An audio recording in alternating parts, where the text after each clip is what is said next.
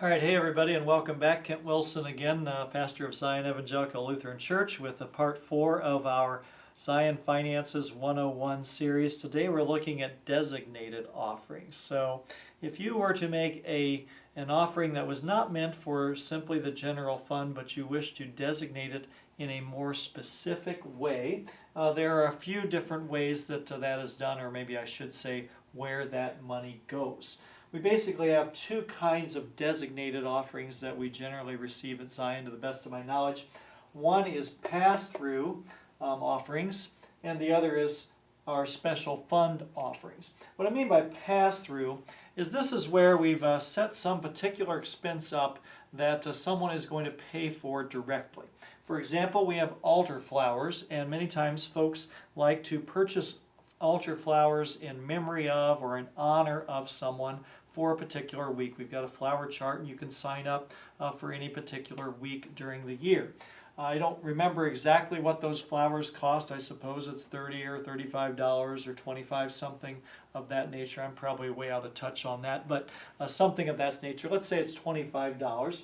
So you sign up for altar flowers. You would make an offering for altar flowers. That would go into a pass-through account, because when we get the bill for altar flowers, we would pay it largely out of the money that was contributed or designated for that specific purpose.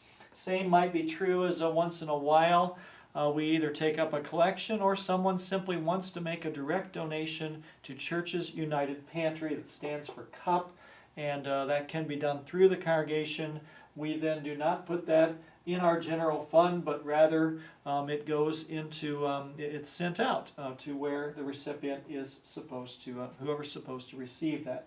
We might do a special offering at any given time. We might say we're going to receive an offering to, with our sanctuary renovation. We receive donations for the carpet. Well, that's a designated offering. It's a pass-through, and that is one way or another handled from an accounting standpoint, so that when it's time to pay those bills, we can use money that's been designated for that purpose. And we might have other pass-through items that come up at any particular time. So you can kind of see how that goes. That's a case where the church kind of serves as a clearinghouse, as it were, to help people make gifts in the way that they might like to do that.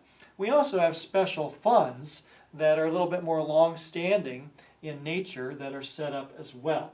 So for example, we have a memorial fund, and sometimes when there is a death, sometimes folks will contribute memorials in memory of so-and-so, and so-and-so's family might say, you know, we don't know exactly what this should be used for, but we either want this money to go to the church, or perhaps the people that made the memorial said we want this to go to Zion Lutheran Church, and so that would go into the memorial fund. So it's not part of the general fund offering or anything of the sort, and that grows over time. And then periodically, when we find a particular thing that we think would be helpful at the church, sometimes council will draw upon the memorial fund to do that. Oftentimes it has to do with worship furnishings and things of that nature. Usually something a little more long-lasting is what we tend to use memorial funds for.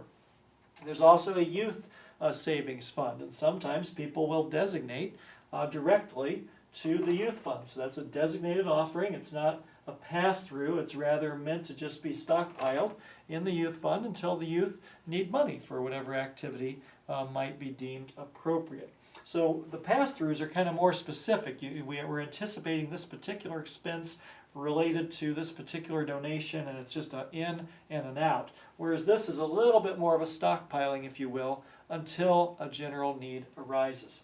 And then we also have the endowment fund. And again, we'll be talking about that more in an upcoming video, but the endowment fund is an excellent place for bequests or other contributions, whatever they might be. But those are special funds that we have here at Zion. So this concludes part 4 of our series on Zion Finances 101.